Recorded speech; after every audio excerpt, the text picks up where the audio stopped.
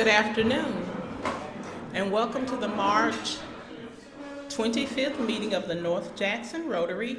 At this time, Edley will come with our invocation, pledge, and four-way test.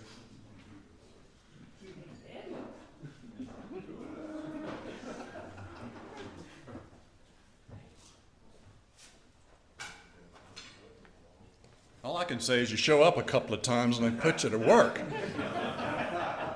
Bow your heads, please. As we gather at these tables to share another experience of Rotary Fellowship and enrich our journey of life, we appreciate the opportunity to be adventurers in our respective fields. We are grateful for the food that sustains us, the fellowship that enriches us, and the ideas that inspire us. May our meeting be fruitful and positive, and may we find mutual support and encouragement here.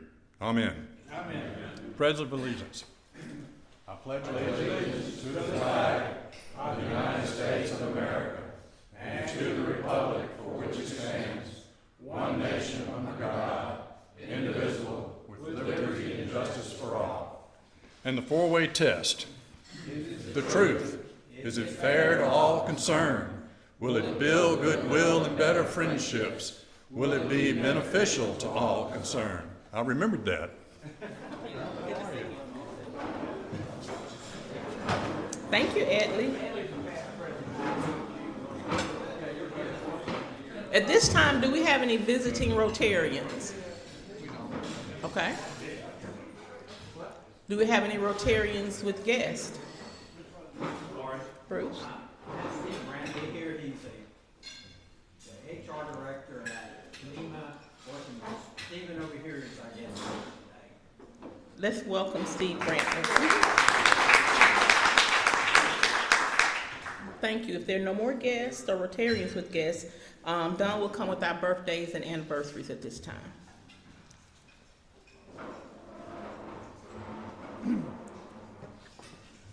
We do have birthdays this week, not today. Ben Walton will celebrate his birthday on Thursday, the 27th, and Nate Adams will celebrate his birthday next Monday, March 31st. We have no wedding anniversaries this week. We have two membership anniversaries. Christopher Brantley will have 6 years as a member of this club on the 26th, and Udio Pineda, who's here today, will have 16 years as a member of our club on Monday, the 31st. So let's give all these folks a round of applause.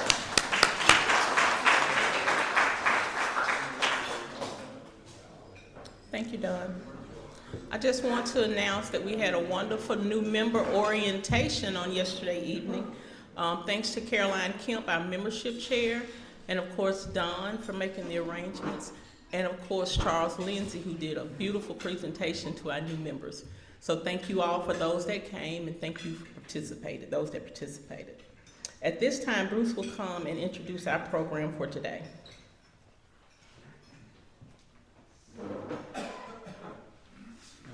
Thank you, Laurie. It's my pleasure to introduce Stephen McCraney, who's the Executive Director of the Mississippi Emergency Management Agency. He was appointed as the Executive Director by Governor Reeves in January of 21. Before assuming the Executive Director role, he served as the agency's Deputy Director and Chief of Staff for the preceding 5 years.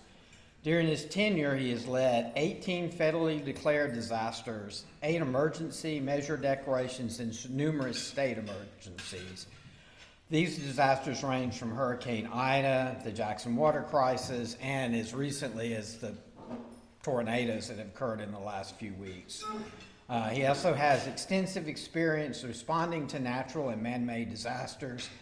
He also has served 28 years as Lieutenant Colonel in the Mississippi Army and Air National Guard and has responded to Hurricane Katrina and numerous others.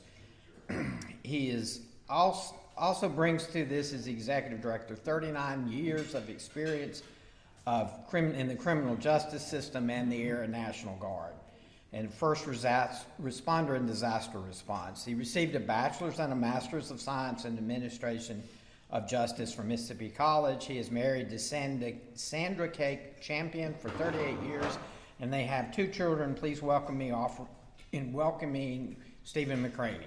All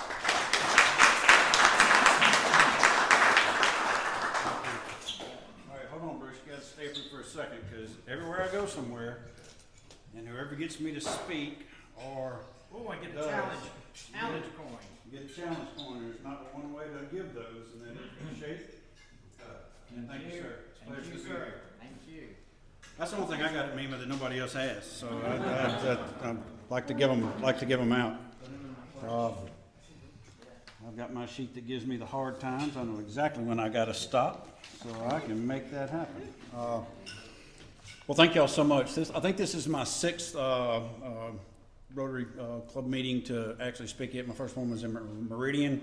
I've been to Clinton, been to North Mississippi, Grenada. So you have fellows up there as well that are keeping the candle lit.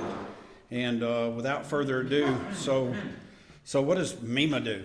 I mean, that's the title of my first slide if I had one. Wow. I would almost want to say, what does MEMA not do? I am not a water wizard. I am not a plumber.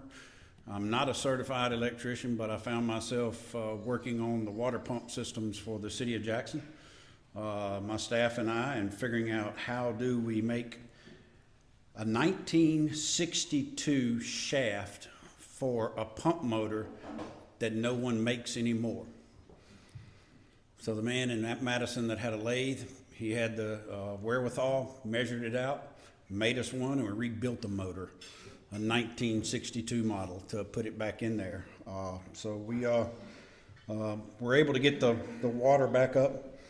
I got about 115 PSI in the system. And I started blowing pipes everywhere.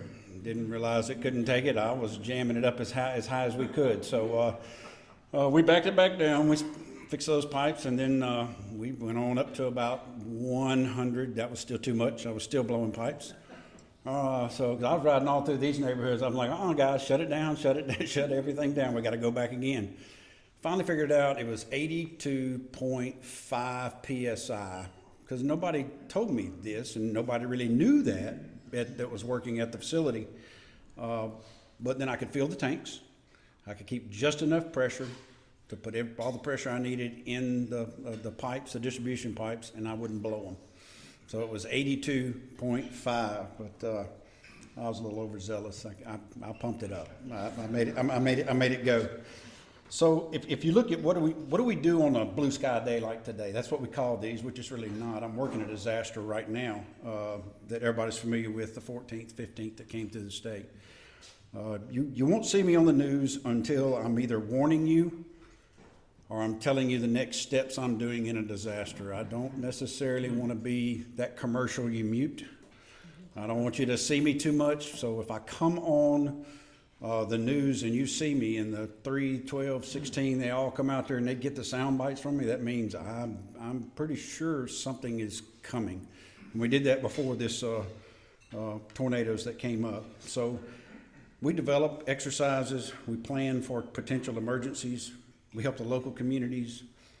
There's 83 emergency management directors in this state that do not work for me, they work for the locals. And if you get that, it's 82 counties in the state. But the Mississippi Band and Choctaw Indians is in 14 counties. So that's a bigger responsibility that they have there. So I support that EM director as well. We invest funds in the local emergency management programs. We give them graded exercises that can they handle what's going on? Do they understand? And then we're always ready to respond and jump in with the MEMA staff and assist, just like we did with this last disaster. We go gangbusters we're the ones that run into it, so to speak. And then we look at mitigation. So if you look at anytime we have a disaster, just like this one, we're going to get a federal declaration. My team is doing individual assistance right now, looking at homes. We're doing joint damage assessments with FEMA. The locals have to do it. We have to verify that there is damage there. And then we bring in FEMA. And we're fixing to probably Thursday, I will flop and do the public assistance side, which will be infrastructure, roads, bridges, and things of that nature. And then we'll get that letter, the request to the governor so he can send it to the president. And we can qualify for federal declaration in about 24 counties. It's kind of Interesting, there was one band of storms from Rolling Fork all the way to Amory, just like our last 2 years ago storms. And then the Easter tornadoes, it went almost the same track that it went in the lower part of the state. So we had a clear on the coast, clear in the middle, clear way up top. So it kind of spread us thin, but that's okay. That's what we do. We get it done. So at the Emergency Management Agency, there's 16 emergency support functions. So I call myself, it's more of a conductor. We are in code. We are the coordinating agency for the state of Mississippi.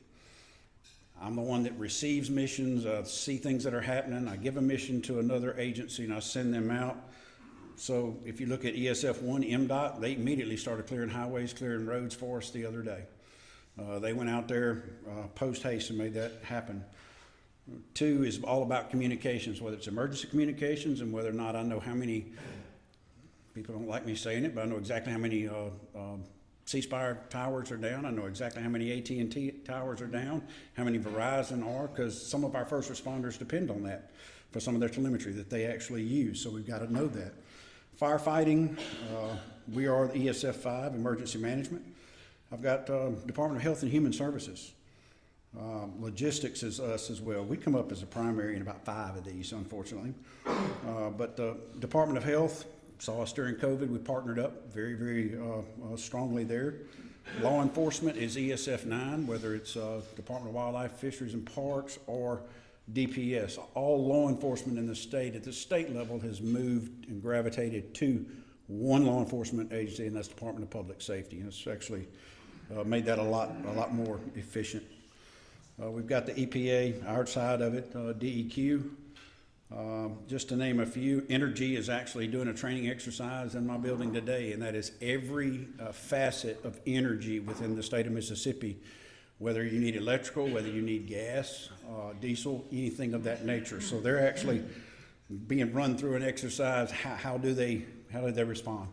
What is their me plan, so to speak? I'll dress that up because you're recording. Public affairs, and then the military assistance. I was in that part for a long time. The National Guard just brings a huge ability, as we noticed in the city of Jackson for the water crisis.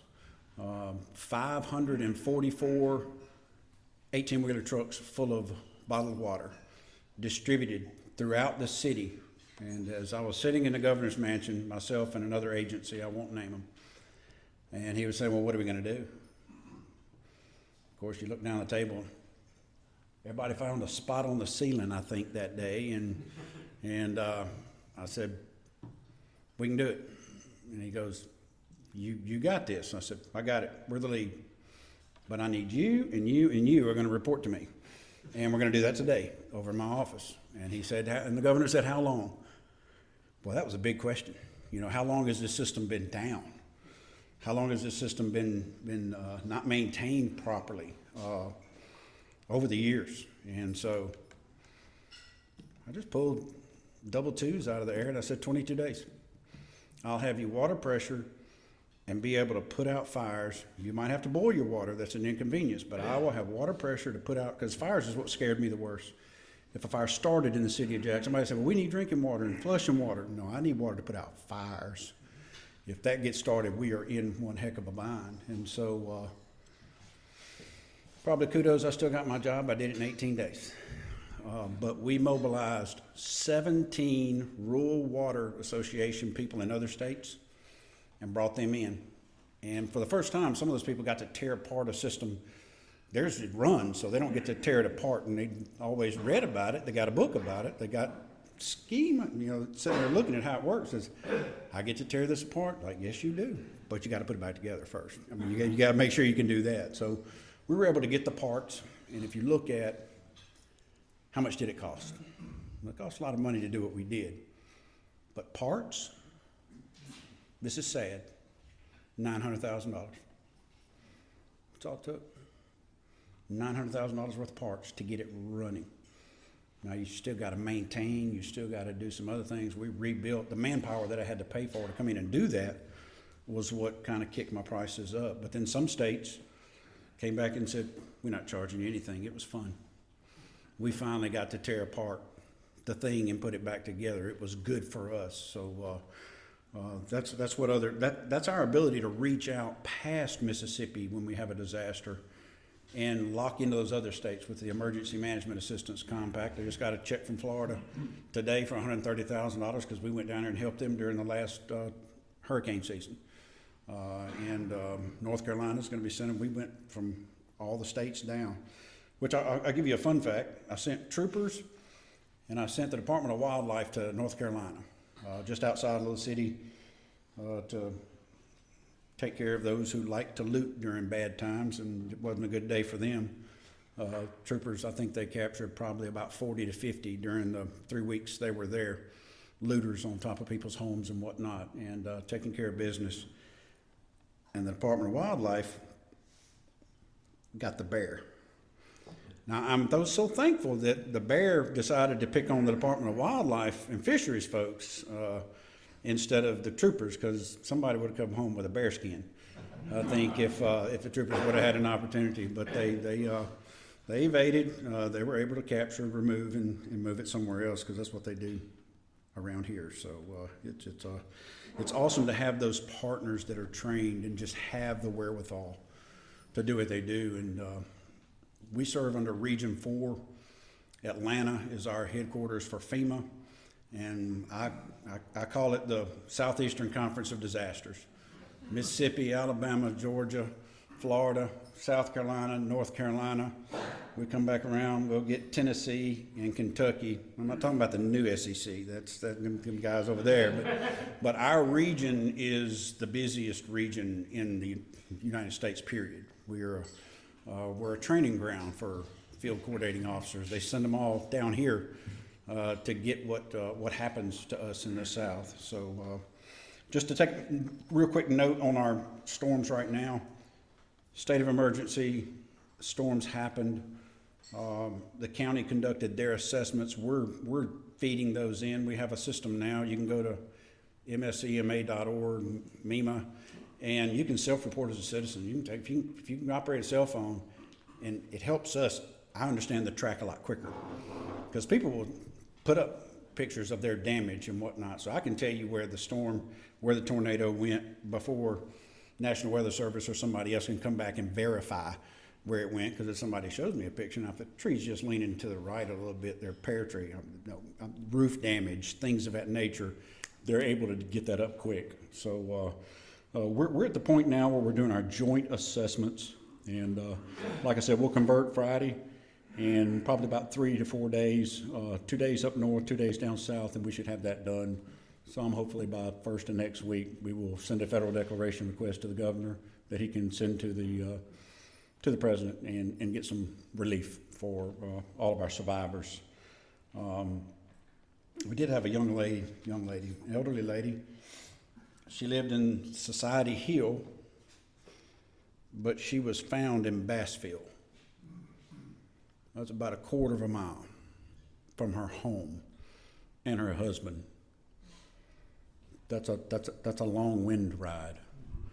We loaded her up on the ambulance. She was broken up pretty good, but she was alive when we sent her off to the hospital and died approximately 24 hours later. That's the longest tornado ride that I think I've heard of, being that far away. Smithfield was another event where day 5, I was training a young private, and he said, "What are we doing, sir?" I said, "We're sitting in this field." "Well, what are we looking for?" I said, "Look up." The buzzards will show me where carnage was. And we found a lady about 30, 40 feet up in a tree. And you have to get those loved ones. That's part of the job. You have to get there and do that. So I've got a great staff. During the last 2 years, I'll just say I think we've done some real transformative stuff, in that we have created not just the State Emergency Operations Center, but now we have the Business Emergency Operations Center.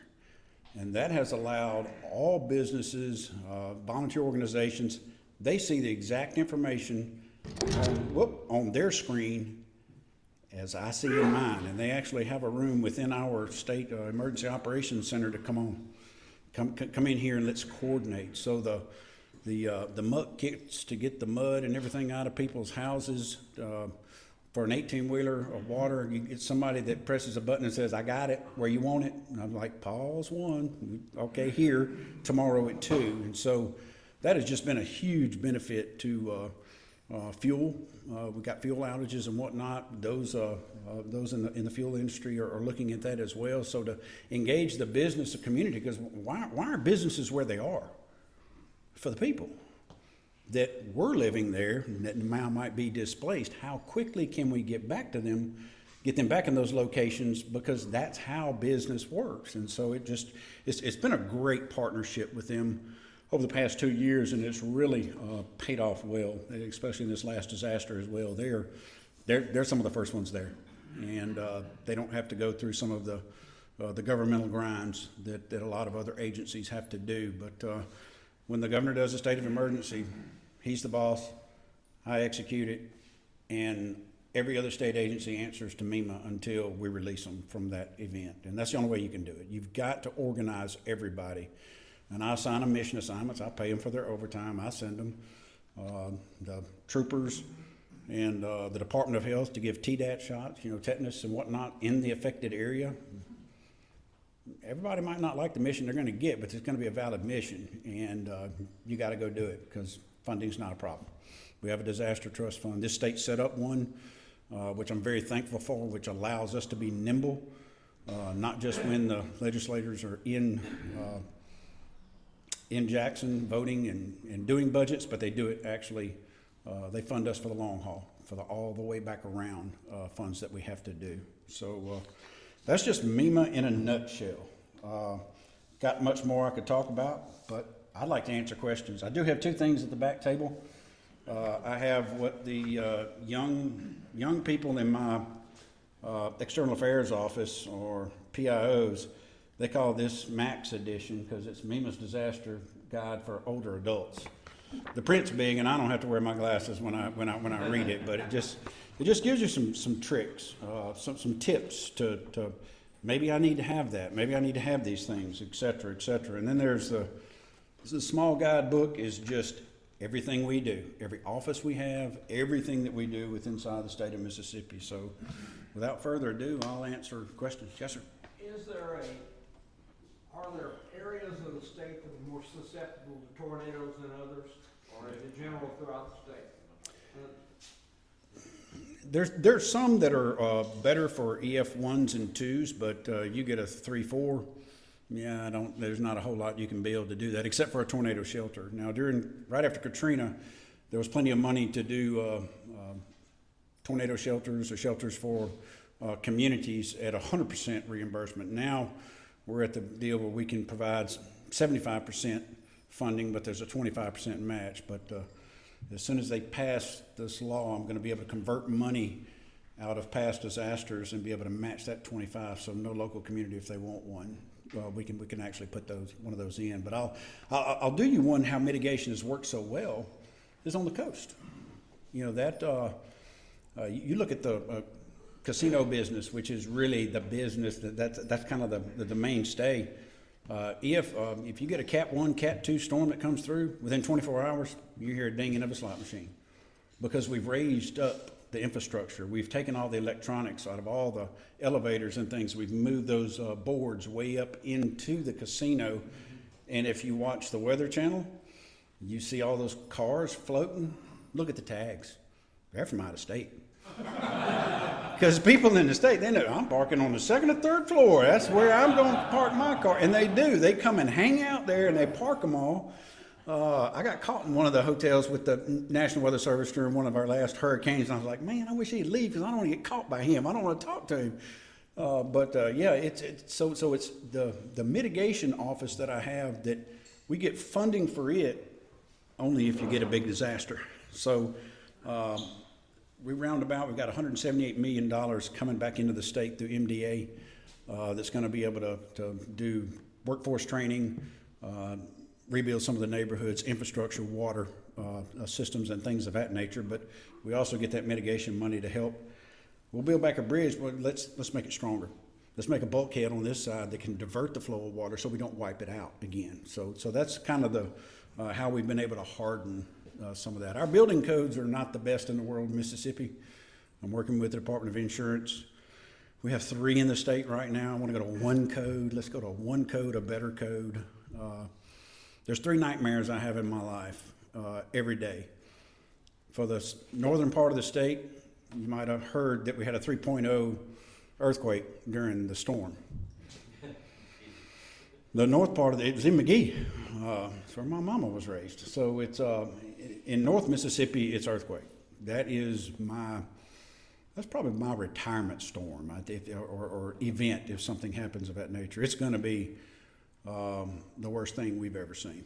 It is. We're preparing for it. I'm on the council, the Central United States Earthquake Council, and we're ready.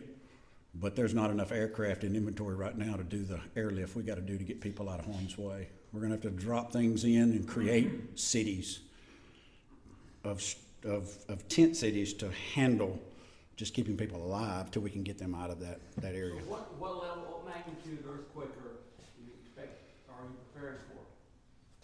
3 is kind of. We train for a 7.2. 7.2. That's the one that's going to cause no bridges across the Mississippi River. They're going to be gone.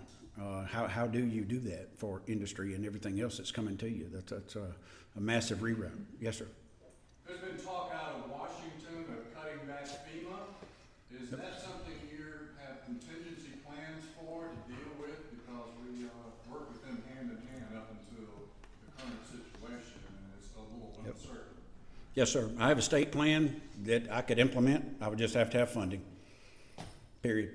You give me money, and my engine runs faster, and you don't give me 25 regulations on how to sharpen a pencil, I can get things done a heck of a lot faster. And I'm not saying I don't do that already where I can, but when you ask for a federal dollar or a local city asks for a state dollar, there's things you got to do, right? I mean, you're owing that person to check all these blocks, to do all these things. So right now, I've been talking with the regional administrator in Atlanta.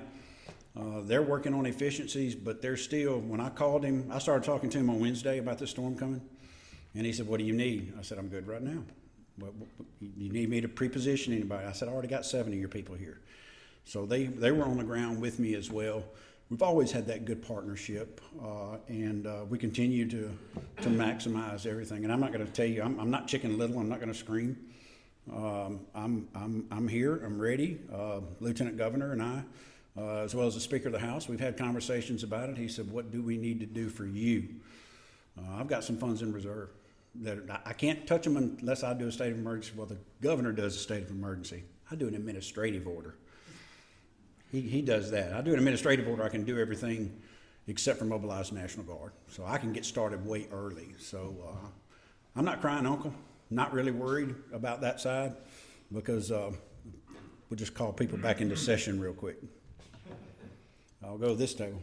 So I guess we're all aware of the California fires. Yes, sir. That's been the biggest natural disaster lately.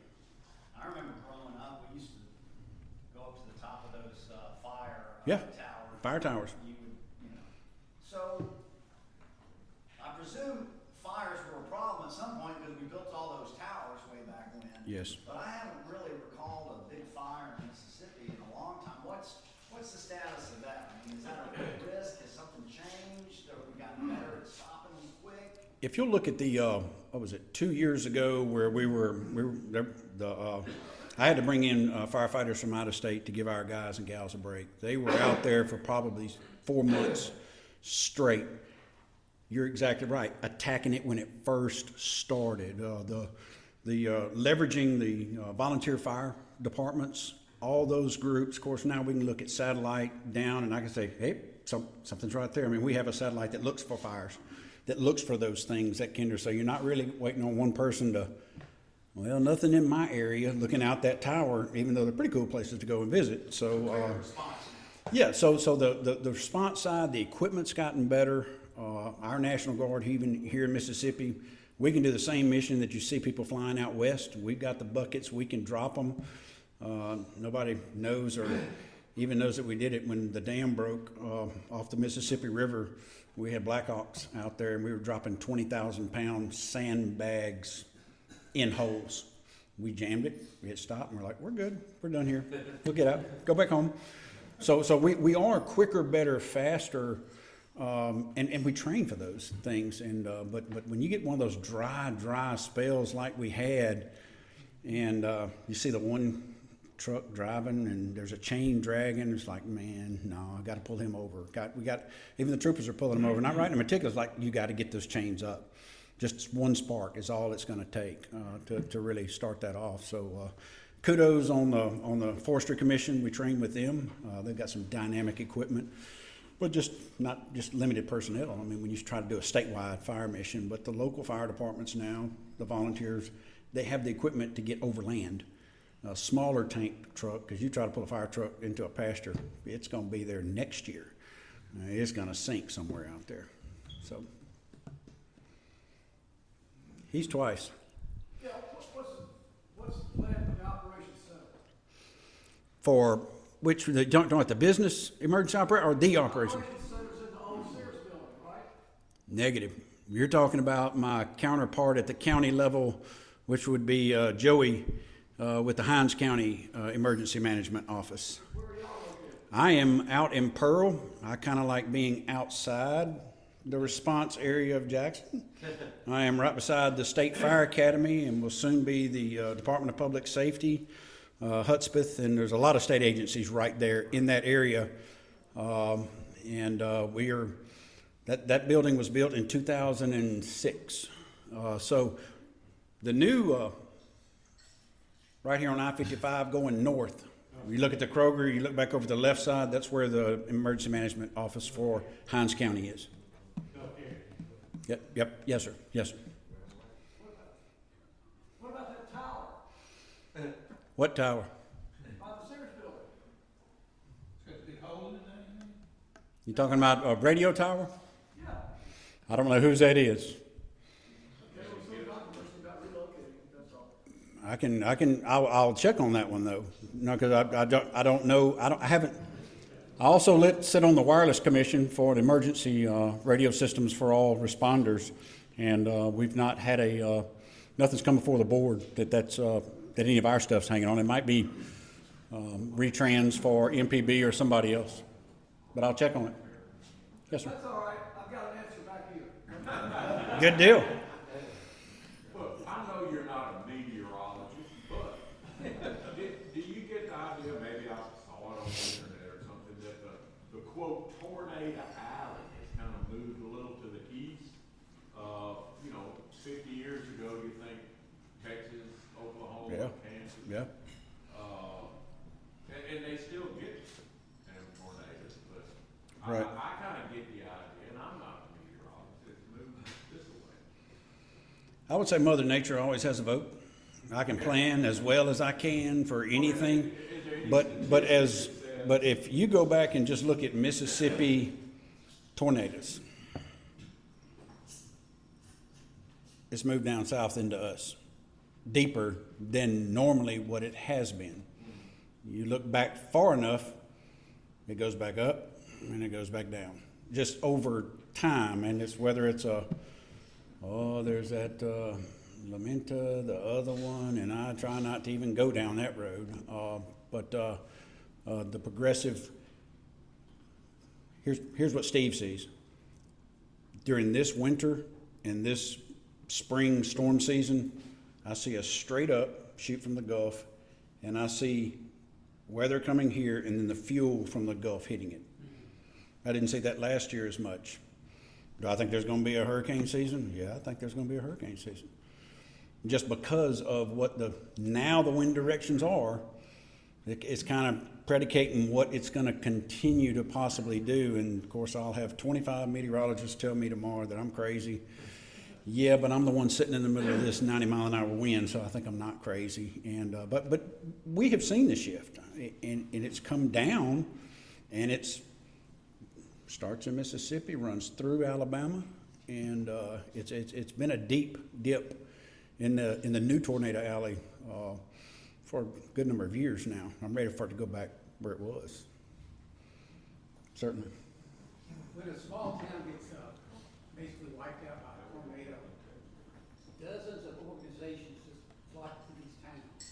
And do you organize these groups and tell them where they can go and what they can do, or how long they can stay? I'll tell you exactly what I did in Franklin County the other day. The day after the storm, I went down there. You walk into an emergency operations center, it's chaos. Everybody is responding, and I'm like, okay. Guys from North Carolina, hey, we're here and we're here to go cut down trees and move stuff. I said, well, who'd you talk to? Well, I mean, we're here. Here's my card. We're ready to go. Who did you talk to? Well, nobody. Go sit over there at that round table. Boom. Okay. So, but anybody else who had talked to my volunteers that run the volunteer organizations after disasters, we've got them pegged. We started, it's a simple clock system. You start, this group has got this, 1 to 2. You've got 3 to 4. This one has got this much. Hey, how many people have you got? How many can you handle? And you just work it. I break it down Barney style. I'm a farm boy from Edwards, Mississippi. That's where I grew up. So solve the problem. So, but management, you got to manage those volunteer resources or they will overwhelm you and you get paralyzed very, very, very quickly. So great question. Thank you. I'm being pushed out. Thank you. Thank you so much for coming and giving us that great information. It's a White Waters Rotary. Cool. I love it. So I love it. enjoy. Well, thank y'all for inviting me, and I leave here. I'm going right back to the EOC and work, and we're going to do more damage assessments. And come look at our website. We've got a lot of stuff out there, and you got a question, we'll answer it. Absolutely. Thank you. We want to thank all our guests for coming, and as we get ready to close, I'm going to have Charles to come and help us with our club motto. Thank you, President Laurie. We had a takeaway in last night's new member orientation. President Laurie asked me to share that with everybody in the club. Last night, all of our new members became aware of a small tweak to the club motto. Rotary has always attempted to be inclusive, and you know it took us to 1988 to include women. The motto was always service above self, he. It started out as he profits most, and it evolved after we included women to we or they. But officially, and our new members all know this, so I want to bring everybody up to speed, the Council on Legislation has tweaked it. It is now service above self. One profits most who serves best. So President Laurie will ask us all to stand, and when we do that, she rings the bell, and we wait until everyone is standing, and President Laurie. We will adjourn with our club motto, service above self, one not the most serves the best. Thank you and have a good day.